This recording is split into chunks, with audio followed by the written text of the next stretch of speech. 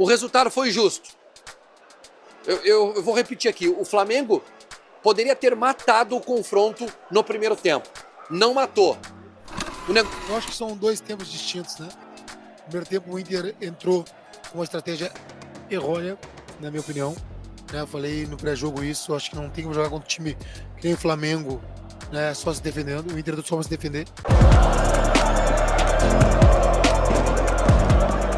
Salve, salve nação, saudações rubro-negra. Nação, placar magrinho aí 1-0 contra a equipe do Internacional. Na primeira batalha, jogo de ida da Libertadores. Primeiro tempo ok, excelente. Segundo tempo o Flamengo caiu demais.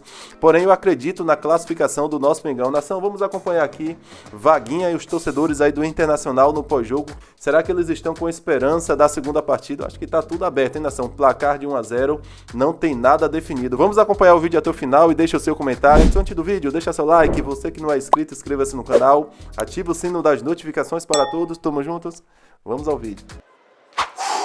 Foi difícil o primeiro tempo, gente. Foi muito difícil o primeiro tempo. Maracanã recebeu 68 mil torcedores que empurraram o Flamengo. A verdade precisa ser dita. A torcida do Flamengo fez uma festa muito legal, muito bonita de se ver aqui no Maracanã. E vieram preparados para comemorar a classificação, matando o Inter no confronto. 3-0. E jogaram para isso no primeiro tempo. Eles jogaram e o Inter não jogou. O Inter não jogou para sequer empatar ou perder de pouco. O primeiro tempo do Inter foi muito abaixo. Muito abaixo.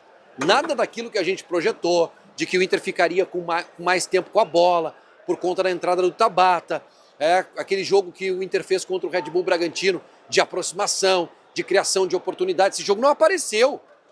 E o Flamengo atacando pela direita, pela esquerda, aquele Samuel Lino, um horror, um terror de jogador. Deitou e rolou para cima do Aguirre. Lado esquerdo do Inter também com o Bernabé sofrendo, mesmo com o Emerson Royal abaixo. Mas o Inter sofreu muito com o Luiz Araújo por ali. Só que, o curioso é que no melhor momento do jogo para o Inter, quando o Flamengo estava tentando acelerar e espaçando o meio de campo, com possibilidade de saída, o Inter não conseguia, saiu o gol do Flamengo. E sai num tipo de gol que não pode acontecer nesse duelo. Não pode, a gente não pode tomar um gol de bola parada em um duelo tão equilibrado. Faltou treinamento? Era o Matias que estava na jogada? Não sei. É que o Inter não pode tomar. Não teve gol entregado aqui hoje. Mas teve uma falha. E uma falha crucial. Cobrança de escanteio. Próxima à marca do pênalti, o Vitão está colado no Alexandro e o Bruno Henrique sobe sozinho para cabecear. O Ricardo Matias, que era o homem da bola, para acompanhar o centroavante do Flamengo, perde o tempo da bola, não chega, não antecipa, e aí o Rocher não tem o que fazer. E o Inter toma o gol desta vantagem mínima do Flamengo. Depois teve, ainda no primeiro tempo, mais oportunidades e o Roger ajeita um pouco, posiciona melhor o time no segundo tempo, avança um pouquinho as linhas, sufoca a saída de bola do Flamengo, e aí é o Flamengo que não joga.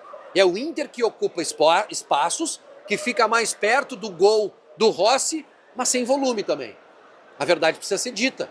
O Inter não teve assim uma grande oportunidade para empatar o jogo aqui no Maracanã. Teve controle? Sim. Uma bola escapada só, que o Carrascal, que fez a estreia dele hoje, chutou e o Rocher fez uma grande defesa. O Inter lutou até o último minuto para chegar, teve um chute do Vitinho e teve uma bola que o Bernabé entra pela esquerda, bate, a bola desvia e sai. Ali, apesar do chute não ter sido no gol, para mim foi a principal chance que o Inter teve de empatar o jogo aqui no Maracanã. O resultado foi justo. Eu vou repetir aqui, o Flamengo poderia ter matado o confronto no primeiro tempo. Não matou. O negócio ficou mais equilibrado na segunda etapa, mas o Inter não teve assim uma grande chance, não esteve perto de fazer o gol. A verdade precisa ser dita, mas o Flamengo também não chegou. Ou chegou e o Rocher fez uma grande defesa. Eu acho que são dois tempos distintos, né? No primeiro tempo o Inter entrou com uma estratégia errônea, na minha opinião. Eu falei no pré-jogo isso, acho que não tem como jogar contra um time que nem o Flamengo, né, só se defendendo. O Inter só vai se defender, né, e tomou um gol da pior maneira, bola parada. Um gol que o Bruno Henrique subiu de cabeça sozinho. O segundo tempo o Inter jogou, o Inter foi Inter. E ao mesmo tempo o Inter entende que se o Inter sendo o Inter tem condições de jogar do Flamengo. O Inter foi melhor no segundo tempo. O Inter não teve grandes oportunidades, mas foi melhor. O Inter teve chance, o Inter preocupou o Flamengo.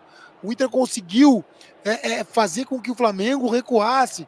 O Inter conseguiu fazer com que o Flamengo ficasse nervoso. O Inter conseguiu fazer com que o Flamengo, o Felipe Luiz e o banco, ficasse assustado.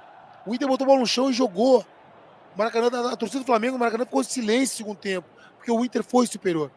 Agora, destaques do Inter, né? Rocher, como sempre, muito bem. Teve uma intervenção importante no primeiro tempo, antes do primeiro gol de cabeça. E depois, no segundo tempo, eu digo que foi a defesa da classificação. Defesaça com o pé. Né? Thiago Maia, para mim, hoje, saiu esgotado. É isso que a torcida do Inter quer ver. É isso que o torcedor do Inter quer ver. Um jogador saindo esgotado, um jogador saindo do seu limite, um jogador se doando, um jogador vestindo a camisa como se fosse a segunda pele. Thiago Maia fez isso hoje. Brahim Aguirre, mal no jogo, desligado. Segundo tempo melhorou juntamente com a equipe. Primeiro tempo participou dos piores lances do Inter defensivamente, né? Coisa que a gente vê acostumado o Bernabei sofrer, né? Defensivamente. Hoje o Brahim Aguirre sofreu defensivamente e muito. Mas se nós pegarmos o contexto geral, não teve muito jogador abaixo, não teve o Flamengo muito superior, não teve o Inter muito inferior. Então é um jogo, torcedor colorado, que o Inter tem muito mesmo, de verdade, tem muitas chances de virar o placar aqui, de reverter o placar aqui e sair daqui com a classificação. O Flamengo, por mais tempo de Gabriel, não sei se o Gabriel conseguiu ver, não conseguiu ver, até pedir para o Gabriel ver a diferença de folha de pagamento. A gente critica muito aqui, né, o nosso grupo, nosso treinador Roger Machado, e lá o Felipe Luiz, com uma folha que eu acredito que é no mínimo 4, 5 vezes maior que a do Inter, com um grupo muito maior que o do Inter, com jogadores com muito mais qualidade que o Inter, jogadores selecionáveis de várias seleções do mundo, né? E mesmo assim, o Inter fez um grande jogo.